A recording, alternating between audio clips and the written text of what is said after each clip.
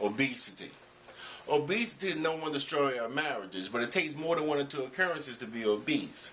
See, obesity began in childhood but cultivated in teen years with a little bite here and a little bite there. Before you know it, you found yourself married. And you thought that marriage curbed that appetite, but instead it made you even more hungrier.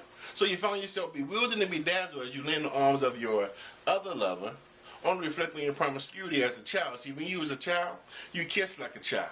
You flirted like a child. You even loved like a child. Hoping to find the fullness you once experienced as a child. To be or not to be. She loves me. She loves me not. Duck, duck, duck, duck, duck, duck, goose. You spent the bottle only to have the nozzle pointed back at you. You played the game of love merely to say you love, only to love again. Your intimate obesity has contaminated your yesterday. Therefore, you make excuses for today, only to tell your wife you kick it with her tomorrow. As you chase a crackhead's high of a love that never loved you. Because the only thing you truly cherish was the excitement of being in love. Hey, what's going on? It's Incomplete the Poet. One thing I want you to notice about that poem, it didn't rhyme. Nothing in that poem rhymed, but it flowed, didn't it? Now, that's one thing that caught you. But the second thing that caught you is that the name of the poem is called Obesity, right? So when you go with the first line, obesity is the number one destroyer of marriages, you're thinking to yourself, okay, I can see how, a person can let themselves go after they get married and maybe the love not the same, the fire not there, and it would be a destroyer of a marriage. And then the second line goes on to say, it takes more than one or two occurrences to be obese. And yet your mind's still thinking, okay, you're still talking about obesity. You're talking about marriage being ruined because somebody got out of shape and how they didn't do it overnight. It was something that happened over a progression of time. And then it goes on to say, it begun in childhood, cultivated in teen years, with a little bite here and a little bite there. But before you know it, you found yourself married. That's that roller coaster going up. Tick, tick, tick, tick, tick. Before you know, you found yourself married. But you thought marriage would curb that appetite, but instead, it made you even more hungrier. So you found yourself bewildered and bedazzled as you lay in the arms of your other lover, only to reflect on your promiscuity as a child. Now, once again, in the back of your mind, you're thinking, what does obesity and what he's talking about now has to do with marriage? And what does marriage have to do with obesity? That's that roller coaster. See, this is the emotion I want you to have. I want you to be a little confused. It's almost like how a movie sometimes starts from the middle or sometimes starts from the end.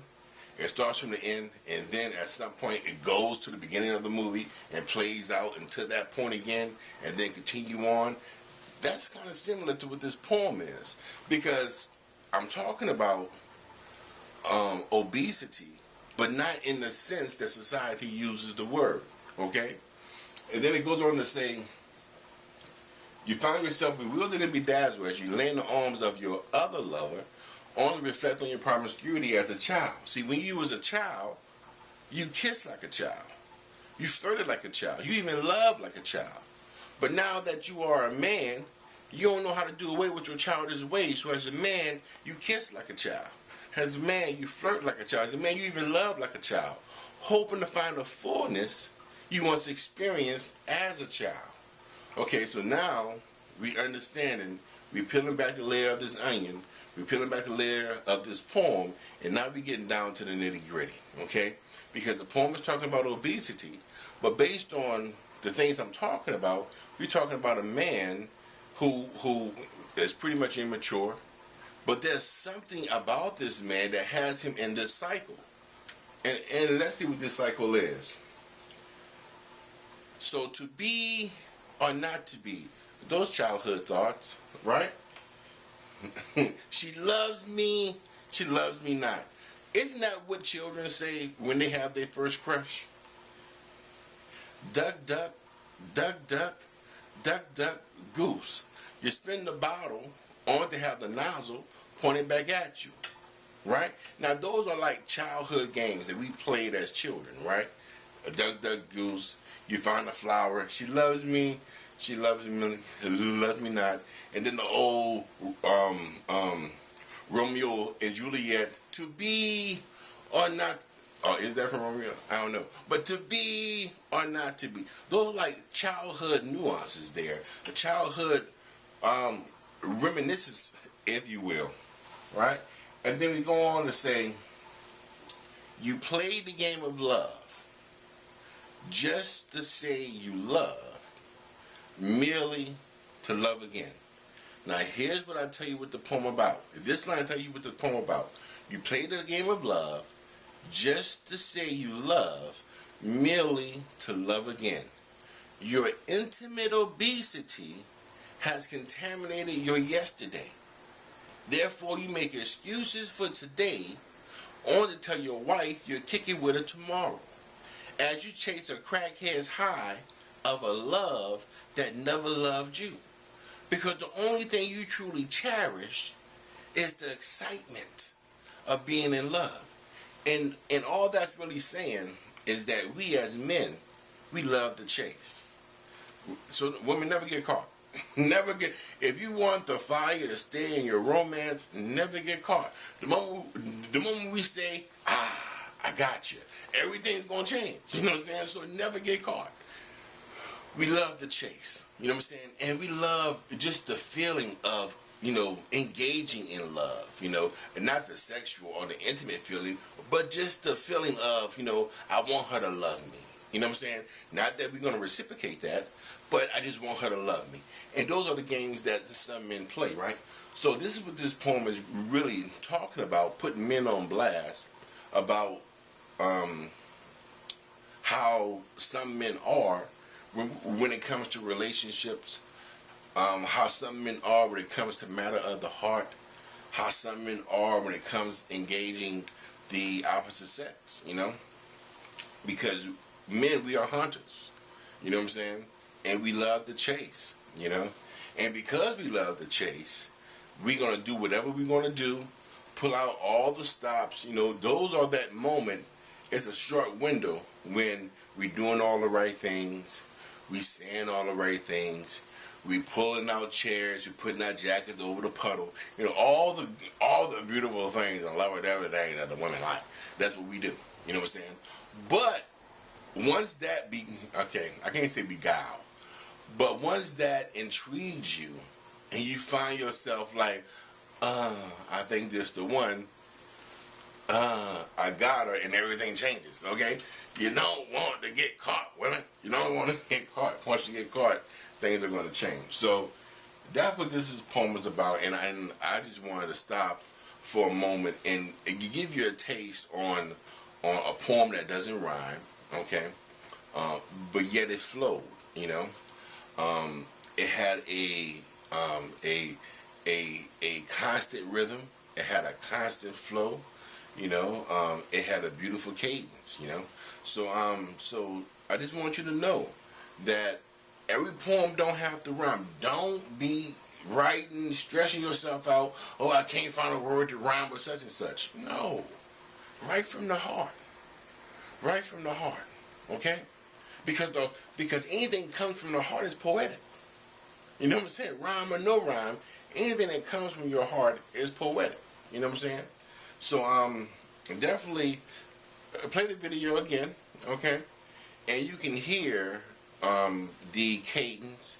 You'll be able to hear how the words don't rhyme. You know what I'm saying? But because the last line coincide with the previous line, it all comes together.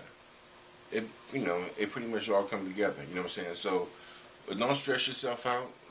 Or don't be too concerned about not having a poem that don't rhyme, because you're going to have opportunities to have all the rhyming poems that you want. But every now and then you need to change it up. You know what I'm saying? It's good to have a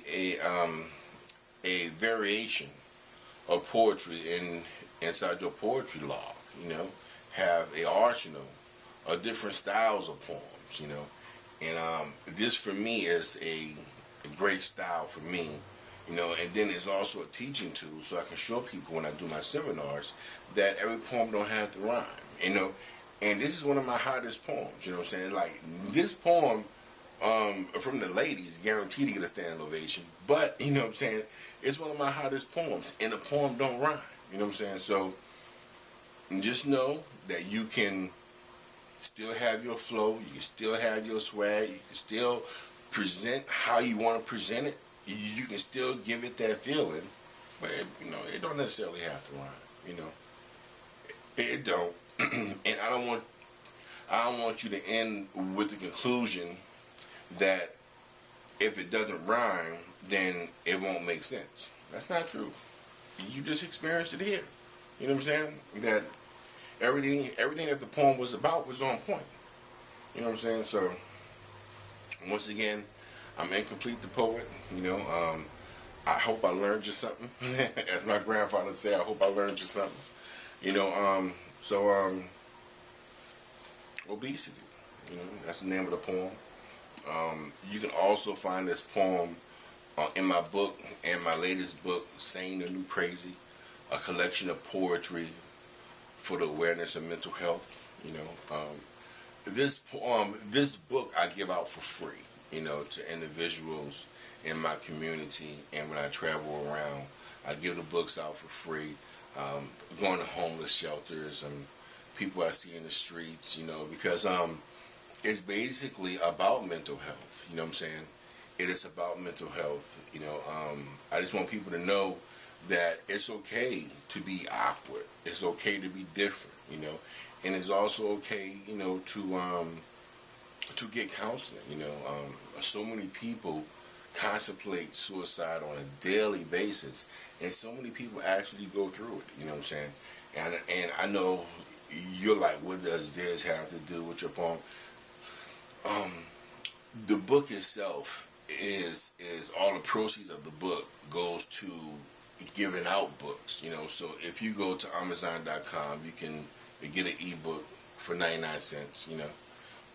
But if you go to Lulu.com and put in my name, Incomplete the Poet, then you can buy that book for $20. Okay, and by you buying that book for $20, it allows me to purchase 10 books that I can give out to individuals or mail out to individuals who may need one. You know what I'm saying? And the book is, it is my best work to date.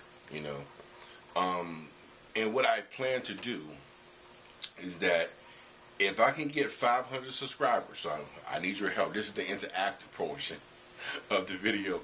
If I can get 500 subscribers, then I would do a mini concert or a mini poetry set or a mini recital, if you will. If I can get 500 subscribers before April 1st, I will do a mini poetry set, which is from the poems I have in that particular book, and those are some hard-hitting poems. Those poems there is same way like this poem. It's going to take you on a roller coaster ride. You know what I'm saying? So when you do go and purchase that book, make sure you have on your seatbelt. You know what I'm saying? Because it's going to take you on a ride.